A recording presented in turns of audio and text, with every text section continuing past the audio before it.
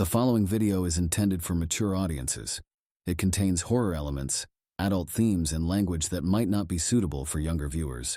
Welcome to the Southern Underworld, your place for original horror, sci-fi, and thriller content where the stories are always written with heart. Don't forget to like this video, subscribe to the channel, and leave a comment. We'd love to know in what part of the world you are watching and what is your favorite horror movie of all time. Thank you for watching and enjoy the video.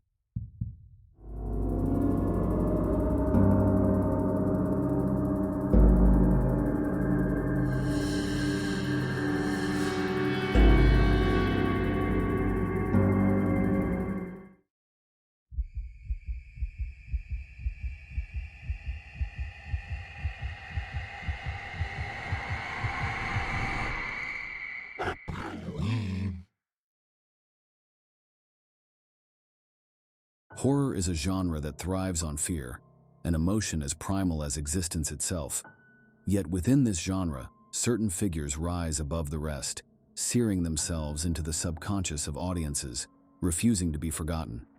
They are the icons of terror, the faces that haunt our nightmares, the monsters that lurk beneath our collective unconscious. These are not just characters, they are manifestations of our deepest anxieties, reflections of society's hidden fears, and symbols of the horrors that live within and around us all. What makes a horror icon truly terrifying? Is it their appearance, their method of torment, or the insidious way they burrow into the human psyche? The most frightening horror figures are those who embody something more than just a physical threat. They represent an idea, an unavoidable reality, or a fear so innate that even the bravest among us cannot shake their grip. Let's take a look at 5 of the most terrifying horror icons of all time, characters who have transcended the screen to become cultural legends of fear. Number 1. Freddy Krueger, the Nightmare Within. There are monsters you can run from, and then there's Freddy Krueger, the predator who hunts you where you are most vulnerable, your dreams. Originally played with sadistic charm by Robert Englund in A Nightmare on Elm Street and its numerous sequels, Freddy is not merely a killer but a supernatural force, a manifestation of guilt, trauma, and the subconscious horrors we attempt to repress. Unlike traditional slashers who rely on brute strength, Freddy's weapon is the mind itself. His burned visage, the eerie rasp of his voice, and his infamous bladed glove all serve as nightmarish symbols of torment. But what makes him truly terrifying is his omnipotence within the dream world. Once he has you, escape is impossible. The very act of falling asleep, something as natural as breathing, becomes a death sentence. Freddy represents the ultimate violation of safety. Home, bed, and sleep, our final refuges, become his playground, and his victims are left helpless in a realm where he dictates reality. His existence shatters the boundary between real and unreal, forcing audiences to question their own security. Number 2. Michael Myers, the embodiment of evil. Some monsters are born from trauma, revenge, or supernatural influence.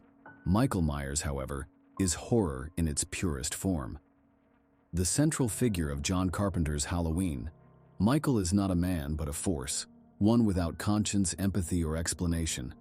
Dressed in a stark white mask, devoid of emotion, Michael's blank expression mirrors the abyss itself. He is unrelenting, unstoppable, and eerily silent. Unlike many horror villains, he does not speak, nor does he revel in his cruelty. He simply exists to kill, moving methodically, with an inevitability that feels almost cosmic. Psychologically, Michael represents the terror of the unknown. Why does he kill? What drives him? These questions have no answer, and that is what makes him so disturbing. He is a faceless horror, a void where humanity should be.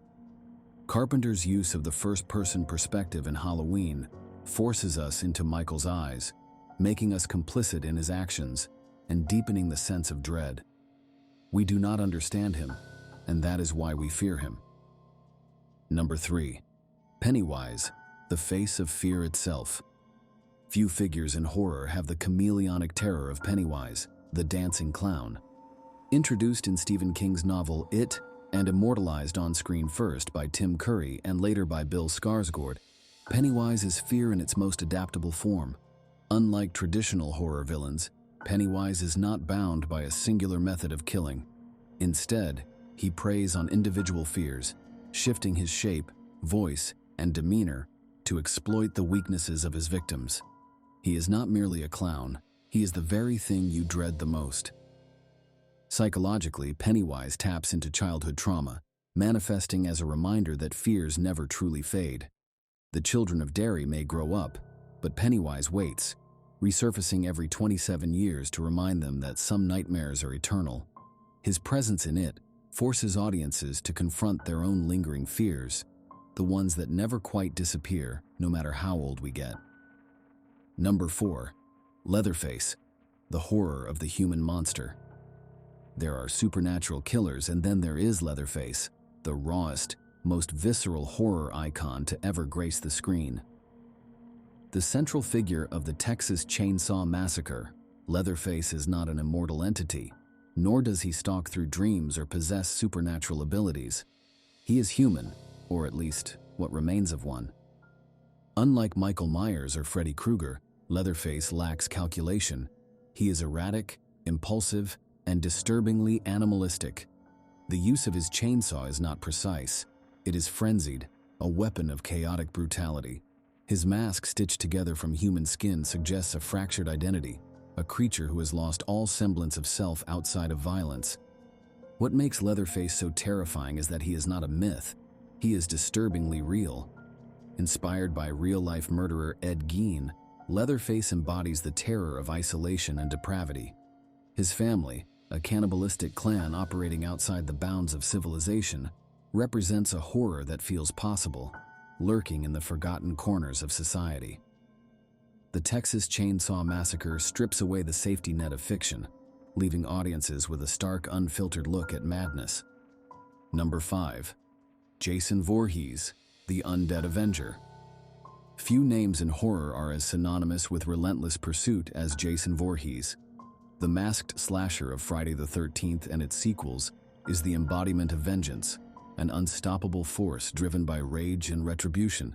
Jason's terror lies in his inevitability. No matter how fast his victims run, no matter how cleverly they hide, he will find them. Unlike Leatherface, whose brutality is frantic, Jason is methodical. He does not rush. He does not need to. Death follows him like a shadow, patient and certain. Psychologically, Jason represents the consequences of sins past. His initial tragedy, a boy left to drown due to the negligence of camp counselors, transforms him into an eternal specter of revenge.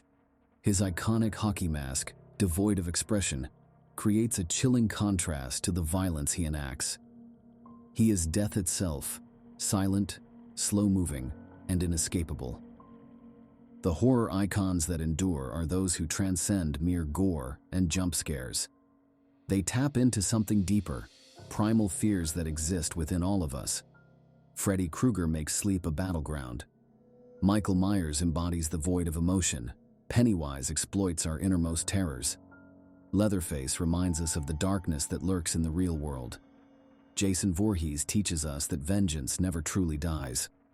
They are the faces we see when we close our eyes, the shadows in the corner of our room, the whispers in the dead of night. They are the monsters we fear because they are more than fiction. They are reflections of the nightmares we never escape.